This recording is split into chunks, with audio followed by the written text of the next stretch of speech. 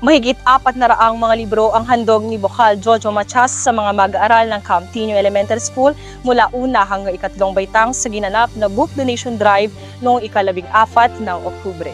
Sa temang may pag-asa sa pagbasa, layunin ng programa na palakasin ng kaalaman at edukasyon ng 327 estudyanteng benepisyaryo upang mapahusay ang kanilang pag-aaral. Bukod sa natanggap ng mga aklat, nag-enjoy ang mga bata sa isang free storytelling session na bahagi rin ng programa. Sa kanyang talumpati, binigyan diin ni Bokal Machas ang kahalagahan ng ganitong uri ng proyekto sa pagtataguyod ng edukasyon sa mga kabataan.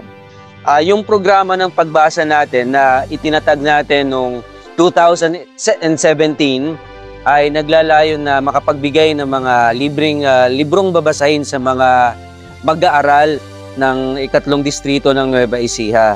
At sa kasalukuyan, nakapagbigay na tayo ng mahigit 100,000 libro at patuloy natin itong iginagawa taon-taon at kaya nga ngayong year ay namimigay naman tayo at hopefully from kinder to grade 6 mabigyan natin at sinumanan lang po natin ngayon sa mga grade 3 students sa Division of Cabanatuan City. Ito ay ginagawa natin simula pa 2017 kaya 7 years na tayo yung programa ng pagbasa. Ipinahayag din ni Punong Guro Trinidad G. Beltran kasama ang mga guro ang kanilang buong suporta sa inisyatiba at pasasalamat sa programa.